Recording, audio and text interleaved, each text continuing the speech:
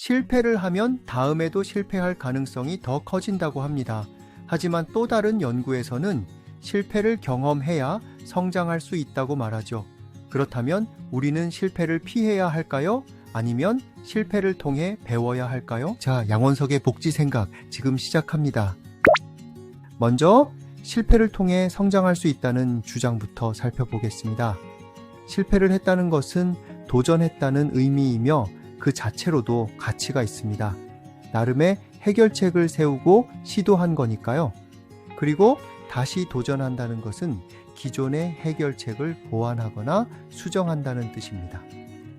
이렇게 여러 번 실패를 반복하면 해결책이 다양해지고 창의적인 해법이 만들어질 가능성이 높아집니다.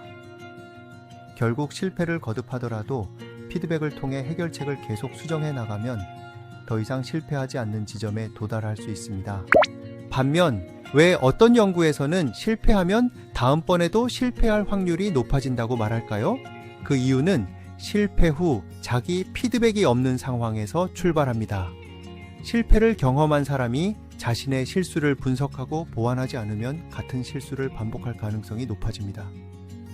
특히 많은 사람들이 실패의 원인을 자기 자신이 아니라 환경에서 찾는 경향이 있습니다. 운이 나빴다거나 주변 상황이 좋지 않았다고 생각하면 심리적으로는 위로가 될 수 있지만 정작 자신의 방법을 수정하거나 발전시키지는 않게 됩니다.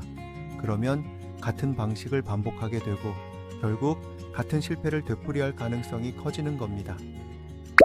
이제 두 가지 주장에서 공통점을 찾아볼까요? 바로 피드백입니다. 실패가 성공으로 이어지려면 반드시 피드백, 특히 자기 자신에 대한 피드백이 필요합니다. 실패한 이유를 분석하고 방법을 개선해야 하는 거죠.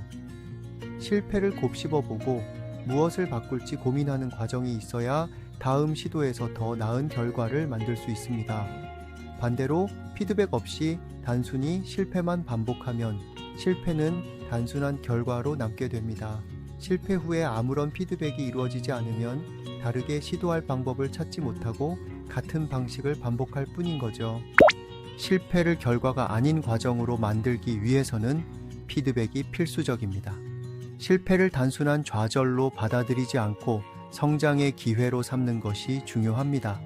그러려면 피드백을 통해 점점 더 나아질 수 있고 결국 성공에 가까워질 수 있다 믿으며 자기 피드백에 소홀하지 않아야 합니다. 실패는 과정이 될 수도 있고 그냥 결과로 끝날 수도 있습니다. 그 차이를 만드는 것은 바로 피드백입니다. 정리하겠습니다. 실패는 피할 수 없는 경험입니다. 하지만 실패 후에 피드백을 하느냐 하지 않느냐에 따라 그 의미가 달라집니다. 피드백 없이 반복되는 실패는 단순한 좌절이지만 피드백을 통해 개선해 나가면 실패는 성장의 과정이 됩니다. 오늘 실패했나요? 그렇다면 반드시 피드백 시간을 가져보세요. 그렇게 하다 보면 어느 순간 실패 속에서 성장한 자신을 만나게 될 것입니다. 자, 여기까지입니다. 양원석의 복지 생각이었습니다.